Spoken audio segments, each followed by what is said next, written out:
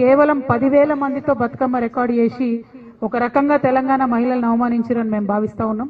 కాబట్టి వచ్చే సంవత్సరం తెలంగాణ జాగృతి ఆధ్వర్యంలో 1,00,000 మంది మహిళలతోని మేము బతుకమ్మ సంబరాలు చేసి గిన్నిస్ రికార్డ్ ఎక్కించి ఖచ్చితంగా బతుకమ్మ పండుగ అంటే తెలంగాణ ఆడబిడ్డల పండుగ అనేటటువంటి విషయాన్ని నిరూపిస్తాం.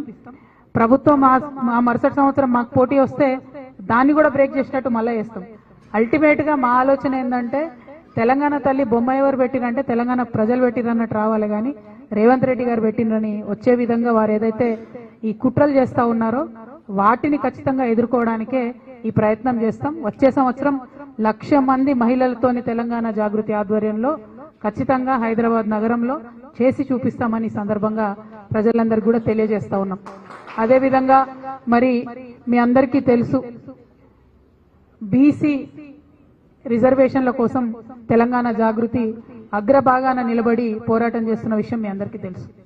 అందరం కొట్లాడినాం, అందరం ఆరాటపడ్డాం. బీసీ కుల గణన జరిగినప్పుడే మేము చెప్పినాం, ఈ లెక్క తప్పుల తడక, మీ లెక్క కరెక్ట్ అయితే గ్రామ పంచాయతీల వారీగా డీటెయిల్స్ పెట్టమని ఆనాడే చెప్పినాం. ఆనాడు ఇంకో మాట కూడా చెప్పినాం, మీరు డీటెయిల్స్ పెట్టండి, దాంతోపాటు భూసాని కమిషన్ రిపోర్ట్ను అసెంబ్లీలో పెట్టండి, అసెంబ్లీలో డీటెయిల్స్ ఇవ్వండి, ఒక శాంక్టిటీ ఇవ్వండి మీరు చేసినటువంటి ఈ జనగణనకు, లేకపోతే కోర్టులో ఇబ్బందులు అవుతాయని ఆనాడే చెప్పినాం. అయినా ప్రభుత్వం వినలేదు. ఆనాడు ఇంకో మాట కూడా చెప్పినాం, ఒక్కటి కాదు మీరు 3 బిల్లులు పెట్టాలి, లేకపోతే ఎవరు కోర్టుకు పోయినా అన్నిటికీ ఇబ్బంది వస్తుందంటే అది కొంత విని మీరు 2 బిల్లులు పెట్టినారు. అందుకే ఇవాళ ఏ ఇబ్బంది వచ్చినా కేవలం రాజకీయపరమైనటువంటి జీవోకే ఇబ్బంది వస్తుంది తప్పితే విద్యా ఉద్యోగాల విషయంలో ఇబ్బంది రాదు. అదొకటి సంతోషించదగ్గ పరిణామం. అయితే ఇప్పుడు తెలంగాణ బీసీ బిడ్డలు నేను కోరేది ఏంటంటే 42% కాంగ్రెస్ గవర్నమెంట్ జీవో ఇచ్చింది. ఇచ్చిన తెల్లారే ఇస్తదనే వార్త రాగానే మళ్ళా కాంగ్రెస్ పార్టీ నాయకులే కేసు వేయించారు. అది నేను కాదు, ఇంటర్నెట్ అంతా కోడై కూస్తున్నది. అనేక రకమైన సాక్ష్యాధారాలతో అనేక మంది కేసు వేసిన వ్యక్తులు రేవంత్ రెడ్డి గారి దగ్గర మనుషులని కూడా చెప్తున్నటువంటి సందర్భం కనబడుతున్నది. ఎట్ ద సేమ్ టైం వీళ్ళేమో వీళ్ళు ఇచ్చిన జీవోనే వీళ్ళు కేసులు వేస్తారు. బీజేపీ పార్టీ ఏమో ఏదైతే పరిష్కారం చేయాలో, ఏదైతే గవర్నర్ దగ్గర బిల్లు పాస్ చేయాలనో, ఆర్డినెన్స్ పాస్ చేయాలనో, ఏదైతే రాష్ట్రపతి దగ్గర బిల్లు పాస్ చేయాలనో ఆ పని చేయకుండా ప్రజాస్వామ్యాన్ని అపహాస్యం చేసేటట్టుగా నిన్న ఈటెల రాజేందర్ గారు కూర్చొని ఏం మాట్లాడతారు, మీరు ఎన్నికలకు పోకండి, డబ్బులు ఖర్చు పెట్టుకోకండి, ఎన్నికల రిజల్ట్స్ వస్తే కూడా మేము క్యాన్సిల్ చేపిస్తామని చెప్తాడు. ఈటెల రాజేందర్ బీజేపీ పార్టీ ఏమన్నా కోట అండి, జడ్జిల వీళ్ళేమన్నా అంటే వీళ్ళ ఉద్దేశం ఏంది? మంచి ఉద్దేశం అయితే కాదన్న విషయం ప్రజలకు అర్థమవుతుంది. ఇవాళ ఎన్నికలు జరిగితేనట వీళ్ళు పోయి కోట్ల క్యాన్సిల్ చేపిస్తారట. అసలు బిల్లు ఇవ్వాల్సిందే మీరు కదా, రిజర్వేషన్ ఇవ్వాల్సిందే మీరు కదా. ఎంత ద్రోహపూరితమైన మాటలు మాట్లాడుతున్నారు, ఎంత మోసపూరితమైన మాటలు మాట్లాడుతున్నారు. ఇవాళ ఈటెల రాజేంద్ర అన్న గారిని భారతీయ జనతా పార్టీ నేను డైరెక్ట్ గా ఒకటి అడుగుతా ఉన్నా, ఇదేనా మీ పార్టీ వైఖరి? ఇదేనా బీసీల పట్ల మీకున్న చిత్తశుద్ధి? ఇది మీ అఫీషియల్ స్టాండా? మీ అధ్యక్షుడు చెప్పిండా? మీ అధ్యక్షుడేమో జీవన్ స్వాగతిస్తున్నా అంటాడు, ఈటెల రాజేంద్ర గారేమో బయటకు వచ్చి, ఆయన మెంబర్ ఆఫ్ పార్లమెంట్, ఆయన బయటకు వచ్చేమో ఏం మాటలు అవి? ఒక ఉద్యమకారుడు, బీసీ బిడ్డ, మీకు ఎంత బాధ్యత ఉండాలి? ఎట్లా మాట్లాడతారు మీరు అట్లా? ఈటెల రాజేంద్ర అన్న గారు తక్షణమే క్లారిఫికేషన్ ఇవ్వాలి. అంటే ఇది ఏం కుట్ర?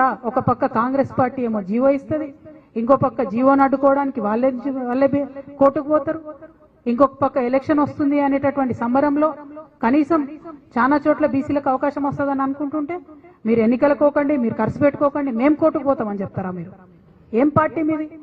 మీరు కేంద్ర ప్రభుత్వంలో పరిపాలన ఉన్నారు, ఎట్లా మాట్లాడతారు? కోర్టులకు జడ్జిలకు మీరు ఎట్లా ఇస్తారు ఆర్డరు? ముందే మీరు ఎట్లా చెప్తారు ఈ విషయం? ఈ మోసాన్ని దయచేసి తెలంగాణ బీసీ బిడ్డలు గుర్తించాలని నేను కోరుతా ఉన్నాను. ఇది చాలా దారుణం. బీజేపీ పార్టీలో ఇంకెవరన్నా మాట్లాడితే అర్థం చేసుకోవచ్చు. ఈటెల రాజేంద్ర అన్న ఒక ఉద్యమాల నుంచి వచ్చిన బిడ్డ, ఆయన ఎట్లా మాట్లాడతాడు ఇట్లా? You are an MP in a ruling party. How can you dictate what the court is going to say? How can you say we will go to the court after elections and elections will be cancelled just like Maharashtra? So did you influence Maharashtra decision also? What are you saying, Mr. Etal Rajendra Garu? I am questioning you today. You are a member of parliament. Is this a joke? The fight that we are doing on the street for the OBC community of Telangana, does this look like a joke to you? Is this a joke for BJP party? స్పష్టంగా జవాబు ఇవ్వాలి, ఈరోజు answer చేయాలి.